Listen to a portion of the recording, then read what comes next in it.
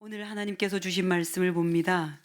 신약성경 사도행전 28장 1절부터 10절까지 있는 말씀입니다. 사도행전 28장 1절부터 10절까지 한 절씩 교독합니다. 우리가 구조된 후에 안즉 그 섬은 멜리데라 하더라. 비가 오고 날이 참해 원주민들이 우리에게 특별한 동정을 하여 불을 피워 우리를 다 영접하더라. 바울이 나무 한 묶음을 거두어 불에 넣으니 뜨거움으로 말미암아 독사가 나와 그 손을 물고 있는지라. 원주민들이 이 짐승이 그 손에 매달려 있음을 보고 서로 말하되 진실로 이 사람은 살인한 자로다. 바다에서는 구조를 받았으나 공의가 그를 살지 못하게 함이로다 하더니 바울이 그 짐승을 불에 떨어뜨려 버림에 조금도 상함이 없더라. 그들은 그가 붙든지 혹은 갑자기 쓰러져 죽을 줄로 기다렸다가 오래 기다려도 그에게 아무 이상이 없음을 보고 돌이켜 생각하여 말하되 그를 신이라 하더라. 이 섬에서 가장 높은 사람 보블리오라고 하는 이가 그 근처에 토지가 있는지라. 그가 우리를 영접하여 사흘이나 친절히 머물게 하더니 보블리오의 부친이 열병과 이질에 걸려 누워 있거늘 바울이 들어가서 기도하고 그에게 안수하여 낫게 하며 이러므로 섬 가운데 다른 병든 사람들이 와서 고침을 받고 후한 예로 우리를 대접하고 떠날 때에 우리 쓸 것을 배에 실었더라. 아멘. 아멘. 할렐루야. 여러분, 우리 구주의 예수께서 이 땅에 오심을 기다리며 보내는 대림절 첫 주일입니다. 우리 이렇게 인사하면 좋겠습니다. 우리는 매일 주님을 기다립니다. 우리는 매일 주님을 기다립니다. 아멘. 할렐루야. 사실 이미 2000년 전에 우리 주님이 오셨어요. 이 땅에 아기 예수로 태어나셔서 또 자라시고 또 우리 가운데 구주로 이렇게 오셨죠. 그런데 여러분, 이미 오신 분을 우리가 다시 기다린다 할 때는 재림하신 예수님을 기다리기도 하는 거지만, 여러분도 한번 태어나셨는데 매해마다 생일을 챙기시죠. 또 생일을 손꼽는 어린이들도 있습니다. 그런 것처럼 이미 이 땅에 오셨지만 우리 주님을 다시 이 땅에 오신 것을 축하하고 축복하고 또 마음 가운데 받아들이는 마음으로 교회적 절기 가운데 주님 오신 날을 기다리며 지키는 절기가 대림절 또는 대강절 또는 강림절이라고 합니다. 우리 대림절이란 말로 저희들은 선택해서 쓰도록 할 텐데, 대림절은 이렇습니다. 기다릴 때 이말 임 절기절.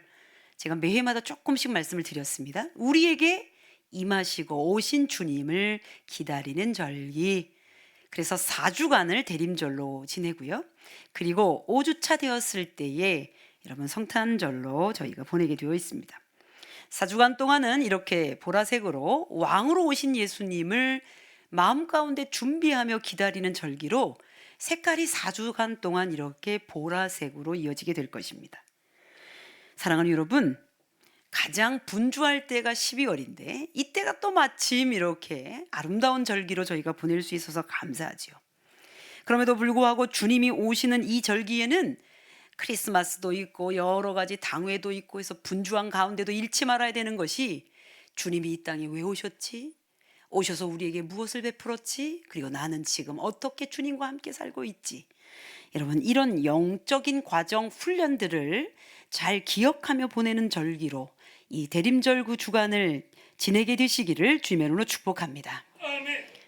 지난주에 이어서 내 인생의 멜리데라고 하는 제목을 가지고 말씀을 나눌 겁니다.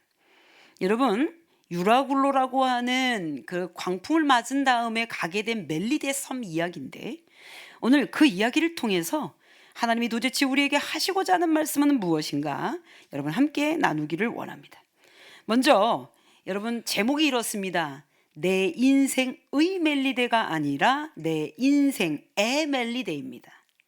여기 예민한 국어나 이런 데 예민한 분들은 아니 내 인생의 멜리데 아니야? 또는 내 인생의 유라굴로 아니야? 이렇게 생각하셨을 줄 압니다. 그런데 잘 생각해 보십시오. 우리 인생에게 속한 유라굴로 내 인생의 것처럼 생긴 멜리데는 없습니다.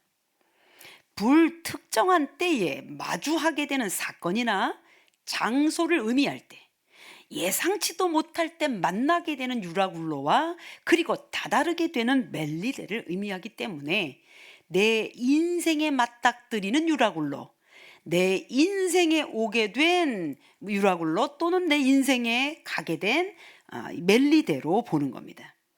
그런데 여러분, 이 멜리데라고 하는 이 어떤 특정한 어떤 장소지요.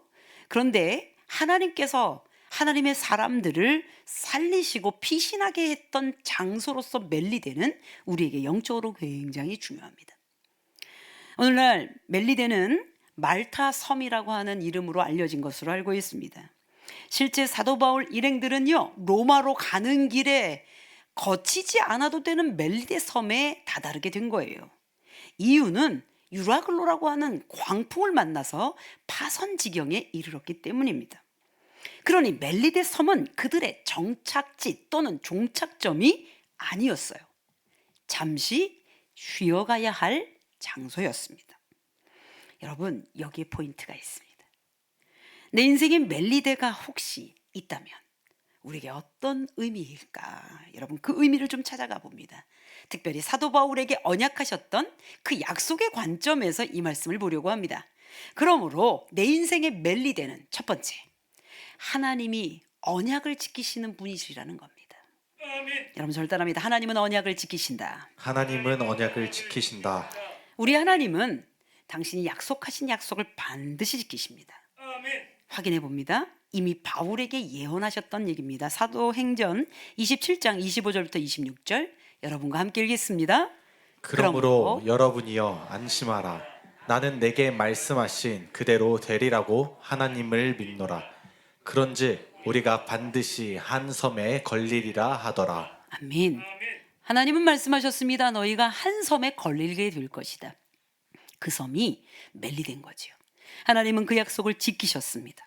더욱이 배 안에 있던 그 수많은 사람들을 다 다다르게 해서 살게 했습니다. 그런데 거기 섬에 들어가면 산다고 분명히 말씀하셨는데도 불구하고 이상하지요? 그 약속을 못 믿는 사람들도 있는 거예요. 여러분, 도망치려고 하는 사람들이 있었음을 볼 수 있습니다. 사도행전 27장 30절부터 31절 전도사님 읽어주세요.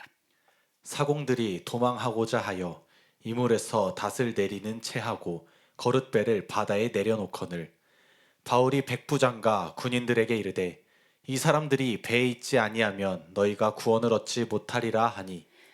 여러분, 아마도 이들 사공들은 아예 어디 섬에 다다르기도 전에 자기들이 죽을 것 같다는 생각, 그 위협을 느낀 것 같습니다. 그래서 몰래 그 배에서 도망치려고 했습니다. 그런데 사도 바울이 백부장하고 군인들에게 말합니다. 저 사공들 배 안에 있어야 산다고 말해주시오.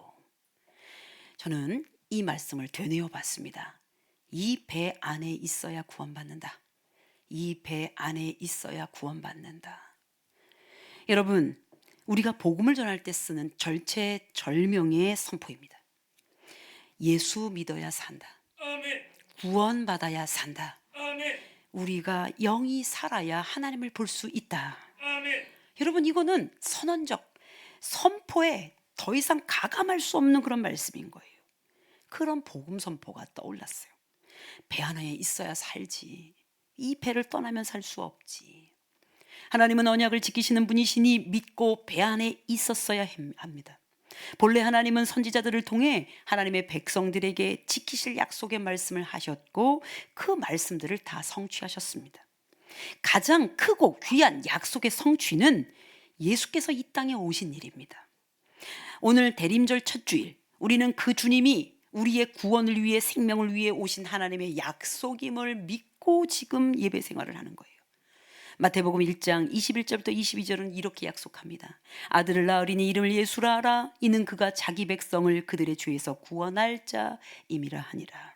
이 모든 일이 된 것은 주께서 선지자로 하신 말씀을 이루려 하심이니 이르시되. 즉 약속을 이루시기 위해서 이 땅에 예수님이 오셨다는 뜻이에요. 갈라디아서 3장 22절은 여러분 읽어주십시오. 그러나 성경이 모든 것을 죄 아래에 가두었으니 이는 예수 그리스도를 믿음으로 말미암는 약속을 믿는 자들에게 주려 함이라. 유라굴로, 광풍이나 멜리데라고 하는 섬은 어느 특정 사건이나 장소입니다만 하나님은 예측치 못하는 어떤 사건이나 공간을 통해서도 하나님의 약속이 어떻게 성취되는지를 보여주신다는 말씀입니다. 특히 그 배 안에 있는, 그래서 그 배 안에는 복음을 전해야 하는 사도 바울이 있었기 때문에 하나님은 사도 바울에게 미리 약속하시면서 탔던 모든 사람들을 다 살게 할 것이라고 약속해 주셨습니다. 이제 이들은 섬으로 다 들어갑니다. 하나님의 놀라운 은혜는 섬으로 들어간 그때부터 일어납니다. 그 낯선 섬 안에서 하나님은 드디어 하나님의 사람 바울을 통해 당신이 살아계심을 알려주셨습니다. 여러분 기억하십시오. 하나님은 당신의 약속을 반드시 지키시는 분이십니다. 그러니 두 번째, 그 언약 안에 있어야 하나님의 은혜가 보입니다. 우리는 우리의 인생에서 만나는 멜리데가 있어요. 즉 예측하지 못했는데 하나님이 이끄셔서 가게 한 장소, 잠시 머물라고 한 멜리데, 그 안에 있어야 하나님의 은혜를 경험할 수 있다는 뜻이에요. 멜리데라고 하는 섬에 도착한 사도 바울과 일행들, 성경의 한 사건으로도 볼 수 있겠지만 우리는 이들을 구원하시기 위해 멜리데 섬으로 이끄신 하나님의 섭리로 읽으셔야 된다는 말이에요. 그러므로 멜리데 섬 밖에 거기 있었으면 죽었어요. 그러나 바다가 아니라 그 안에 있어, 바다 위에 띄어져 있는 섬 안에 있어 그들은 살아나게 된 겁니다. 그러므로 안에 있어야 사는 거예요. 안에 있어야 하나님의 은혜가 보입니다. 하지만 유라굴로 광풍은 광풍 안에 있어 광풍만 보면 죽습니다. 그러나 해양에 떠 있는 피난처인 멜리데는 그 안에 있어야 사는 겁니다. 하나님이 친히 이끄신 피난처이기 때문입니다. 그 피난처 안에 하나님이 하시는 일을 볼 수 있습니다. 그러니 여러분, 파선할 뻔했던 알렉산드리아호, 한 장소에 이르렀는데 그곳이 멜리데였다라는 것. 그러니 이 멜리데 섬은 여러분 하나님이 구조하시기 위하여 준비한 섬과도 같습니다. 사도행전 28장 1절을 여러분과 함께 읽기 원합니다. 우리가 구조된 후에 앉을 그 섬은 멜리데라 하더라. 섬에 이른 것이 곧 구조였습니다. 피난 장소였다는 뜻입니다. 예비한 것처럼 섬 원주민들이 이 파선돼서 온 사람들을 따뜻하게 맞이합니다. 2절입니다. 비가 오고 날이 참에 원주민들이 그들에게 특별한 동종을 하여 불을 피워 우리를 다 영접하더라. 여러분, 여기 원주민들은요, 그 섬에 살고 있었던 토착민들을 의미합니다.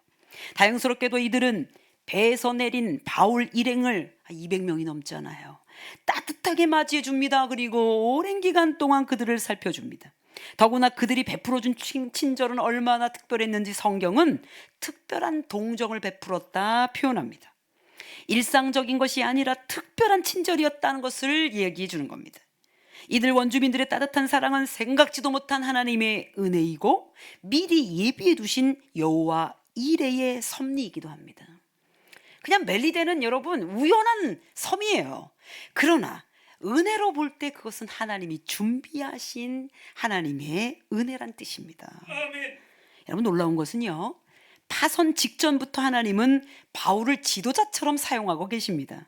그리고는 섬에 도착한 그때부터는 더 확실히 바울을 영적 지도자로 세우는 거예요. 여러분, 3절인데 이건 여러분 읽어주십시오.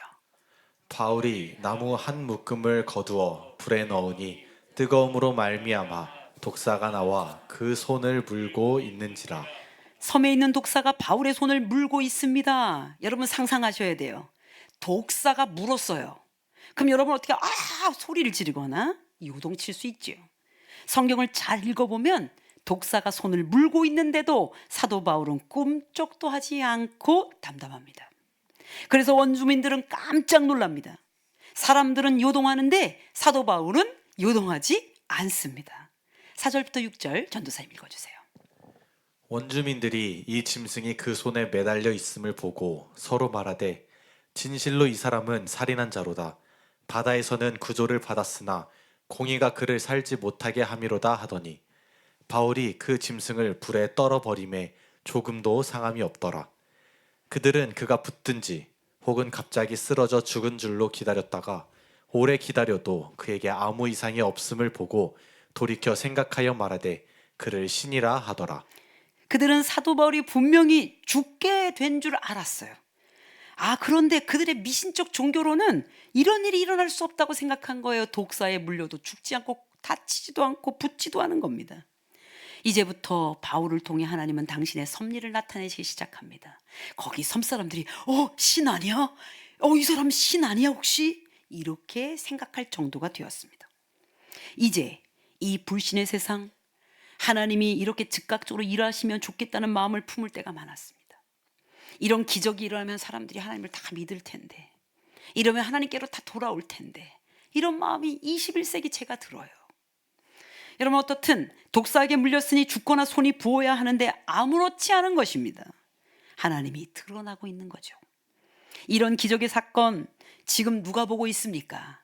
섬 사람들이 다 보고 있습니다. 또 누가 보고 있습니까? 배에 있던 276명의 사람들이 보는 것이죠. 하나님의 은혜를 보고 있습니다.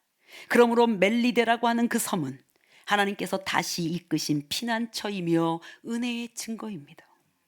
그 안에 있어서 볼 수 있었습니다. 그 안에 있으니 하나님의 은혜를 경험할 수 있었습니다. 더욱이 그 섬에 예수 그리스도가 전해졌을 것이 분명합니다. 그중 한 사람이 버블리오라는 사람입니다. 7절부터 8절 전도사님 읽어주세요. 이 섬에서 가장 높은 사람 보블리오라 하는 이가 그 근처에 토지가 있는지라. 그가 우리를 영접하여 사흘이나 친절히 머물게 하더니 보블리오의 부친이 열병과 이질에 걸려 누워 있거늘 바울이 들어가서 기도하고 그에게 안수하여 낫게 하매. 이 한 사람을 통해 섬에 그리스도가 전해지기 시작했습니다.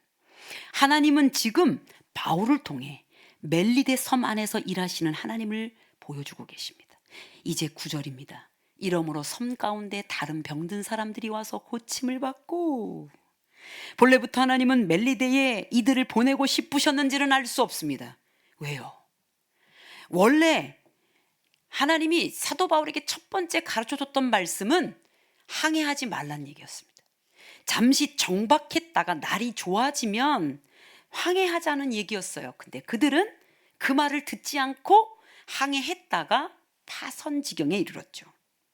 어쩌면 하나님의 계획은 유라굴로를 만나도록 되어 있지 않았을 수도 있습니다. 그런데 그들의 죄악과 실수로 파선되는 위기에 봉착하자 하나님은 유라굴로 그리고 멜리데를 준비하신 거예요. 사랑하는 여러분, 잘 보십시오. 하나님의 뜻은 이 길로 가야 돼 라고 해서 우리가 그 길로 가면 사는 건 맞아요. 근데 때로는 하나님의 음성을 듣지 못하거나 때로는 불순종하여 길을 돌아갈 수도 있어요. 만일 그때마다 즉각적으로 여러분을 버리셨다면, 그때마다 여러분들을 포기하셨다면 여기 누가 남아 있습니까? 하나님은 광야에서의 삶, 즉 가나안으로 들어가야 될 이스라엘 백성에게도 광야 내내 하나님을 부인하고 하나님을 배반하는 죄와 실수가 반복될 때마다 또 용서하시고 또 기다려주시고 또 포기하지 않으셨어요. 다시 시작하게 하셔서 멜리데를 만난 겁니다. 기억하셔야 합니다. 하나님의 은혜는 우리의 모든 삶의 과정에서 새롭게 길을 내시고 그 안에서 다시 하나님의 은혜를 발견하게 하십니다. 몇 번 설교로 강조한 적이 있어요. 여러분, 저와 15년을 같이 있었던 분들은 옛날에 들은 것 같다 이러실 것 같습니다. 옛날 CCM 중에 제가 좋아하는 찬송이 있었어요. 내가 쓰러진 그곳에서 라는 제목입니다. 참 멋져요. 김명식 우리 목사님이 지은 그런 찬양입니다. 그런데 여러분, 거기서 좋아할 만한 가사가 나와요. 성경적 가사가 나옵니다. 이렇게 돼 있습니다. 내가 쓰러진 그곳에서 주는 나를 강하게 하네. 나는 다시 일어나겠네. 쓰러진 그 자리에서 다시 시작하라는 거죠. 여러분, 그 자리에서 다시 일으켜 세우시고 시작하게 하는 것이 은혜인 거예요. 주저앉아서 끝나면 끝나는 거죠.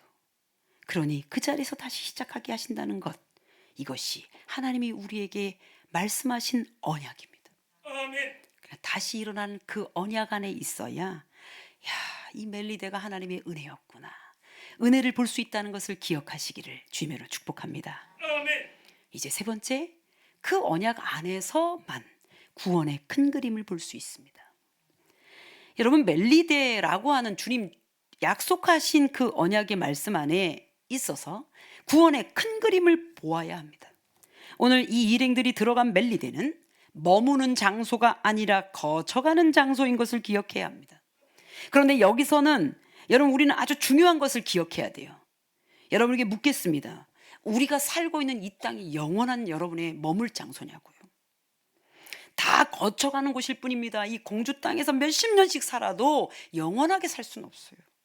내가 살고 있는 이 땅이 가장 고급스러운 땅일지라도 여러분, 머무는 땅이 아니라 거쳐가는 땅이에요. 멜리데가 그거라고요. 잠시 머무르고 거쳐가야 되는 땅. 근데 그 땅에서 은혜를 보지 못하고 그 땅에서 큰 그림을 못 보면 어떻게 된다? 그냥 그 안에서 그냥 죽는다. 여러분, 10절입니다. 여러분 읽어주세요. 후한 예로 우리를 대접하고 떠날 때에 우리 쓸 것을 배에 실었더라. 아멘. 여러분, 섬에 머물렀고 이제 떠나게 됩니다.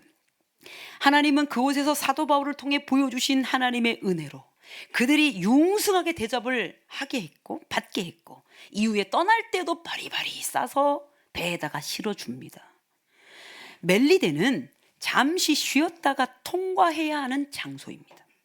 우리가 머물 수 있는 곳은 오직 하나님 외에는 없습니다. 아멘. 우리는 변하지 않는 하나님에게만 머물러야 돼요. 아멘. 사람들도요, 또 이 환경들도요, 다 변하고 다 뒤돌 수 있고 다 포기될 수 있어요. 근데 하나님만 영원한 공간이고 시간인 거예요. 아멘. 그래서 성경에서 이렇게 표현하시죠. 내 안에 있으라, 내 안에 머물라, 아멘. 내 안에 거하라. 아멘. 왜요? 영원하니까. 사실 우리가 사는 지금 이 시대는 하나님의 존재를 인정하지 않거나 거절하거나 부정하는 사람들로 가득합니다. 믿지 않는 사람들만 많이 만나요. 심지어 믿는 자들이 제대로 본을 보이지 못하는 경우도 허다합니다. 그러나 무조건 그들에게, 믿지 않는 자들에게 강압적으로 설득하거나 강제할 수 없는 것이 믿음이에요. 그런데 여러분, 특히 젊은이들의 불신 앞에 저는 피토하듯 말하고 싶어요. 너희가 받아들이든 받아들이지 않든 하나님은 살아계시다. 아멘. 여러분, 젊은 감각으로 어떤 논리적 근거로 하나님이 없다고 부인한들 하나님이 살아계시지 않는 게 아니란 말이에요. 로마서 3장 3절부터 4절입니다. 함께 읽겠습니다.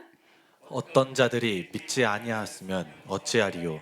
그 믿지 아니함이 하나님의 미쁘심을 패하겠느냐? 그럴 수 없느니라. 사람은 다 거짓되되 오직 하나님은 참되시다 할지어다. 기록된 바 주께서 주의 말씀에 의롭다함을 얻으시고 판단 받으실 때에 이기려 하심이라 함과 같으니라. 무슨 뜻입니까? 어떤 자들이 믿지 않는다고 해서 하나님의 그 신실하심이 없어지겠느냐라는 거예요. 믿지 않는다고 하여 신실하신 하나님이 안 계신 거냐? 믿지 않는 자만 손해인 거죠. 하나님은 참되신 분이시요 사람은 거짓되다라고 말씀하셨습니다. 그러니 참되신 하나님, 그분을 볼 수 있는 큰 그림을 보아야 사는 거예요. 아멘. 사무엘상 이야기를 좀 하려 합니다. 여러분 너무나 잘 알고 계시는 골리앗을 상대한 소년 다윗의 이야기죠. 소년으로 기록된 다윗은 큰 그림을 볼 줄 알았습니다. 아버지 이새는 도대체 무슨 생각인지 막둥이 다윗에게 도시락을 들려보내죠. 전쟁터에 나가 있는 형들에게 전달하게 하려 합니다. 그런데 다윗이 본 것은 처참한 광경이었어요. 왜냐? 큰 전쟁과 큰 장수 앞에서 완전히 비굴하게 서 있는 이스라엘 백성을 본 거예요. 그런데 하나님의 사람 다윗은 전쟁 뒤에 숨어 있는 하나님의 큰 그림을 보기 시작합니다. 사무엘상 17장 41절부터 47절을 길지만 제가 읽어드릴게요.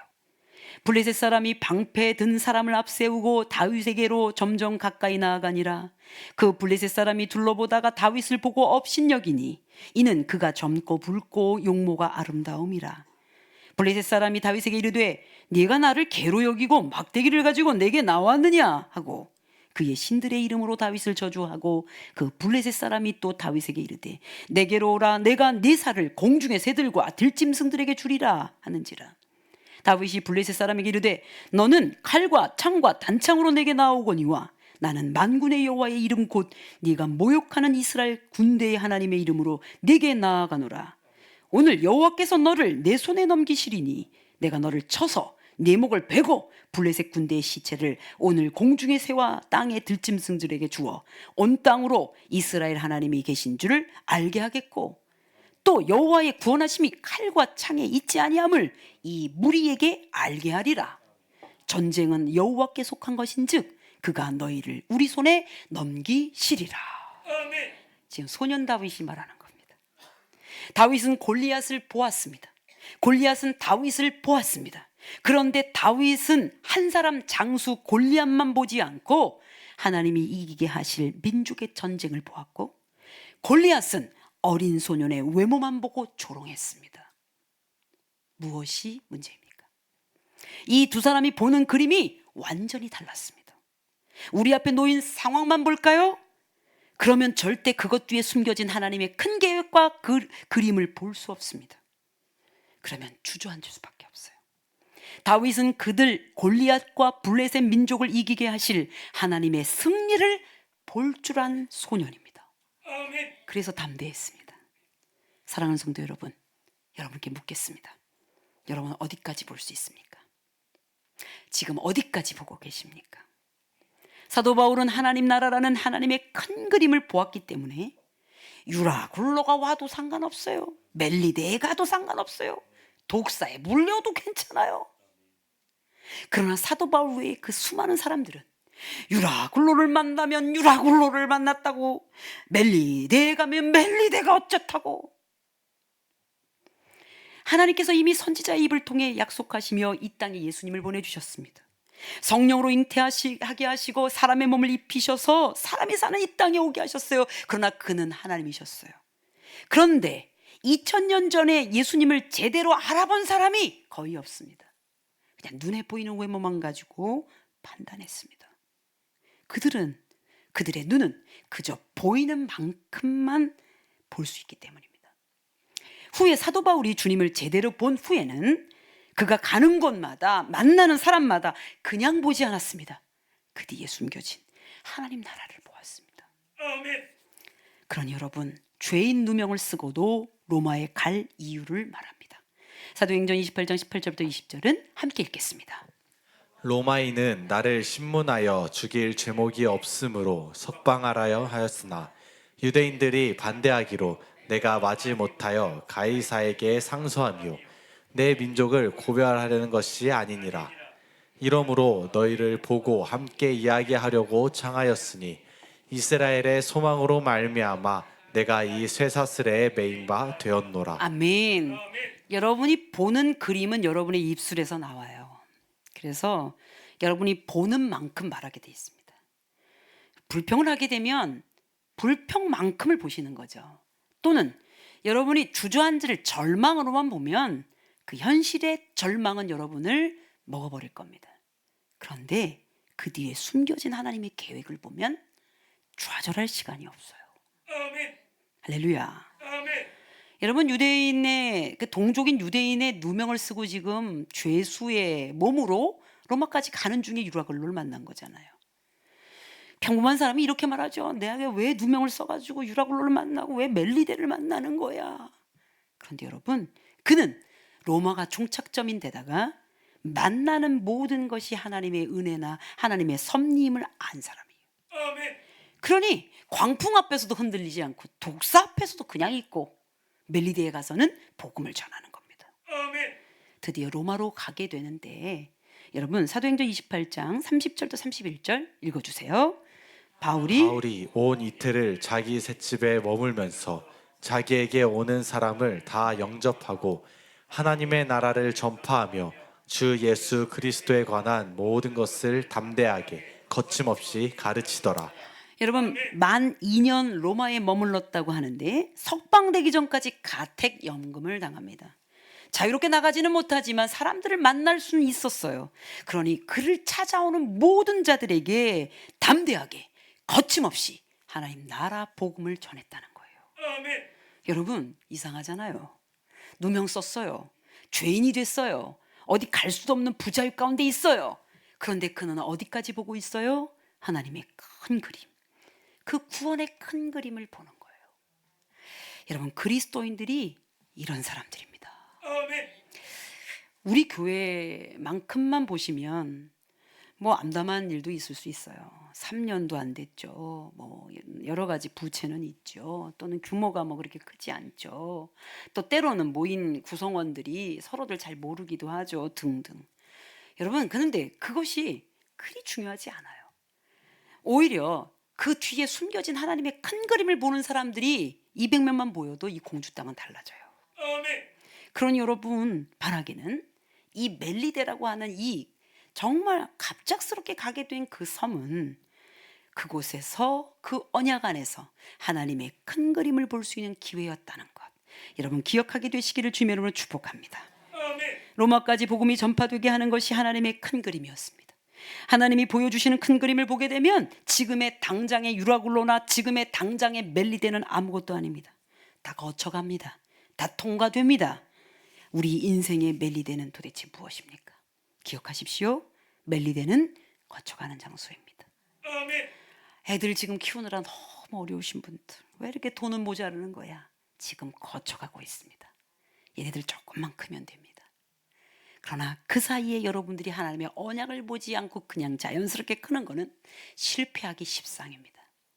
지금 여러분의 형편 가운데 질병이 있습니까? 거쳐가는 겁니다. 어차피 우리는 다 이 몸 가지고 우리 주님께 갈 건데 그 사이에 혹시 내 몸을 잘못 가누어 혹시 하나님이 이것을 통해서 사인을 주는 건지 묻고 그 섭리를 보시면 이 질병도 이겨낼 수 있습니다. 아멘. 잠시 있는 이곳에서, 영원하지 않은 이곳에서 여러분 너무 힘겨워 주저앉지 마시고 아멘. 영원하신 우리 하나님께 온전히 계셔서 승리하는 여러분 되시기를 주님으로 축복합니다. 아멘. 내 인생의 멜리데, 지금이지만 더 큰 그림을 보시게 되기를 주님으로 축복합니다. 아멘. 기도하겠습니다. 거룩하신 하나님 아버지, 우연하게 맞닥뜨리는 유라굴로 같이 또는 멜리데 같이 내 인생에 이런 멜리데가 있고 유라굴로가 있습니다. 거쳐가는 것에 온몸과 목숨을 바치지 말게 하시옵소서. 아멘. 영원하신 유일하신 우리 하나님 안에 거하여 하나님의 은혜를 볼 줄 아는 자, 언약을 지키시는 걸 볼 줄 아는 자가 되게 하셔서 승리하는 종들이 되게 하도록 도와주옵소서. 아멘. 하나님, 우리 교회가 그리 되기 원합니다. 아멘. 그리하여 선교의 더 큰 그림을 보고 연약한 가운데도 돕고 구제하고 많은 이들을 세우며 살아계신 하나님의 영광을 보게 하여 주옵소서. 아멘. 우리 주 예수 그리스도의 이름으로 기도합니다.